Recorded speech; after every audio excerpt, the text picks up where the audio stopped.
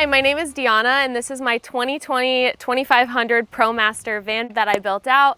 Let's take a tour. So we're gonna go ahead and start with the exterior of the van. On the outside of the van, I did have to install the big slider window as well as 2 bunk windows on either side. The process was not as difficult as I made it out to be. However, cutting huge holes in the side of your van can be intimidating. On the roof of the van, I installed the Unaka roof rack. It was really tedious to put together, but the cool thing about it is they're made to the specific van and they connect right to the prefab hooks that already come on the van. Also connected to my roof rack, I have 400 watts of solar, and then I also have my AC and my max air fan up there as well. All right, that's it for the exterior. Let's go inside and I'll show you guys around. So in the front of the van, I didn't end up actually doing too much. I did install swivel seats on both seats, so I'm able to turn them around and kind of open up the living space for if I have friends or guests over. I did utilize the front passenger seat since I am a solo traveler. All of Honcho's food and toys and such is stored up there, and then he also rides right next to me. Above the cab, this shelf actually came stock in the van, but I actually love it because I'm able to store a whole bunch of things up here, extra food, towels, things like that, and I've just got them organized in some baskets up there. When you first come in to my van, this space I use for a number of things. Eating, working. So above me, I did install some upper head cabinets that aren't very big, but they do hold like things like my blender or Honcho's treats and such like that. I do have a small table, and as I said, I did install a swivel seat, so I am able to comfortably sit with 2 people for dinner if I ever needed. And my table is on a lagoon mount, so I'm able to adjust that.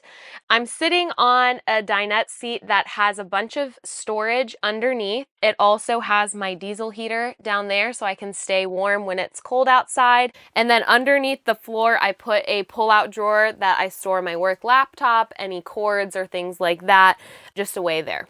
I did install a little mirror last minute. It was a little addition so I can view myself and get ready, and it's also on a drawer slide so I can stand up and see kind of my full body. To start off my kitchen, on one side I have my NovaCool 7300D model fridge. It is a fridge on top and then a freezer on bottom, which is really nice and was super important for me to have. And then utilizing every little inch of space in the van, I've got just a little upper head cabinet that just stores a bunch of things over there. Also included in the kitchen, just to help with ventilation and things like that, I do have a max air fan that's on my ceiling, and that really helps just move air through the van, especially when you're cooking inside. On the other side of my kitchen, to start off, I did want to maximize countertop space as much as possible, so I did install a little flip-top countertop that adds an extra 2 feet almost. And then I do have a sink that is also hooked up to my hot water and cold water, so I can utilize both of those.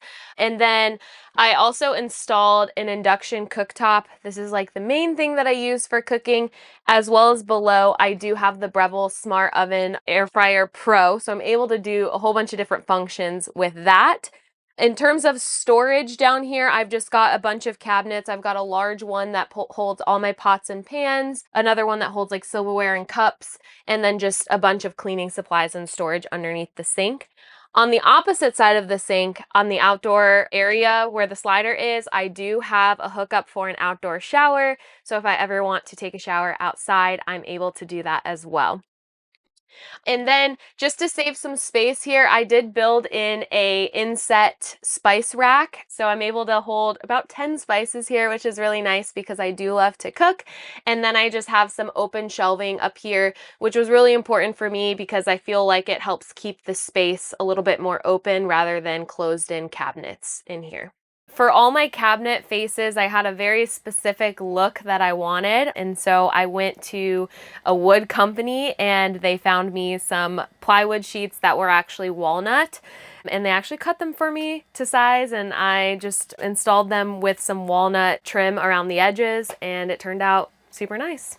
For the style of my van, I really wanted the minimalistic look. So for my ceiling and my walls, actually, they're all just 1/4 inch ply, very plain, very minimalistic. And then also on the ceiling, I did install the Nomadic X2 12-volt AC. Having air conditioning was really important for me just because Honcho would be left alone in the van at certain times and I wanted to make sure he was comfortable. Which then leads us into my electrical system. So for my electrical system, I have 600 amp hours of battery, a 3000 watt inverter. I did choose to do all Renogy products aside from my batteries just because that's what I've used before and it's been really easy for me.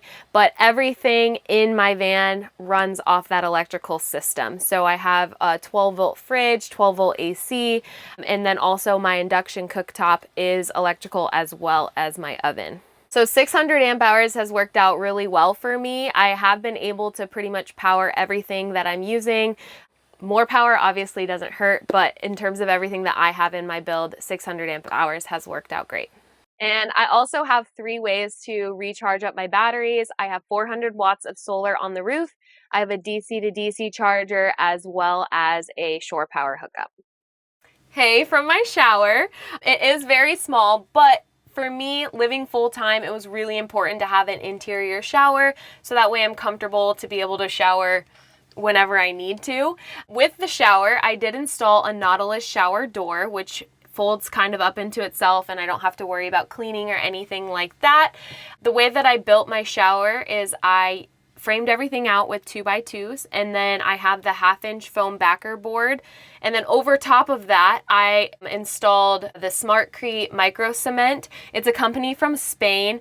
I really, really love the look. It was a very tedious project, but it ended up working out because it's waterproof. It looks really cool. So I used it in my shower as well as all my countertops and cabinets in the build as well. And then for the shower, having a handle that was extendable was really important just because it is a small space, so I can kind of maneuver around in here a little bit better. And I do have hot water in my shower. I have a 12-volt hot water heater that is enough to heat up for one shower. Another question I always get is, where do I go to the bathroom? I do not have a toilet in my van build, so for the bathroom, I'll just use public restrooms whenever I'm out and about.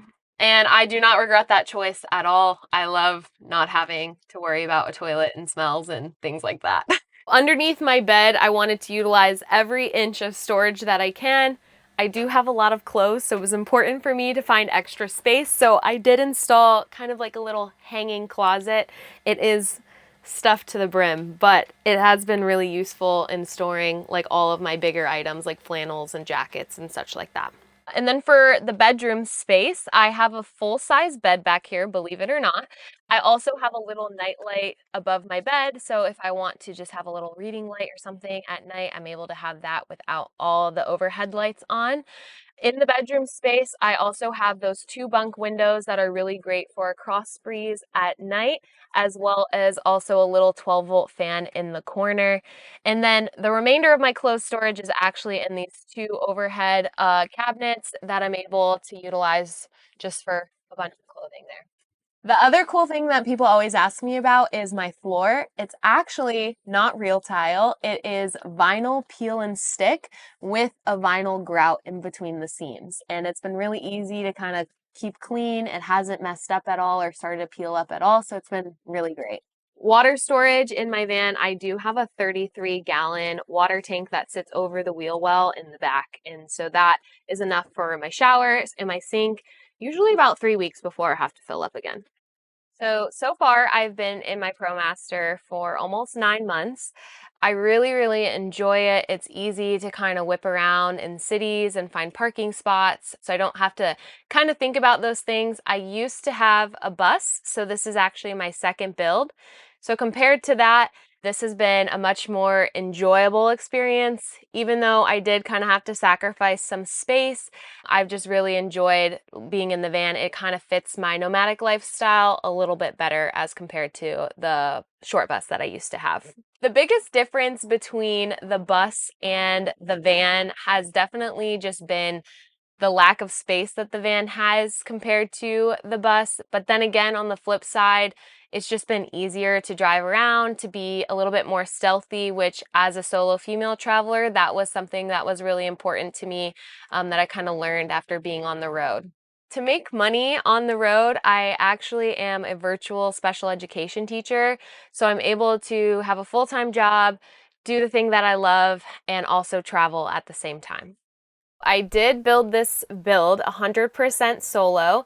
As I mentioned, I did have a bus before, so this is my second build. So things went a lot quicker. It took about 4 months for me to build. I 100% recommend building your own rig, even if you've never built anything before, just because things go wrong, things break, and having the knowledge to kind of fix those on your own has been really beneficial for me. And it's just been a really beautiful experience to kind of learn new skills along the way. That's it for the tour. Thank you guys so much for watching. If you want to follow along on my journey, you can find me at The Schooly Teacher on Instagram, YouTube, and TikTok, but they'll be linked below. Bye!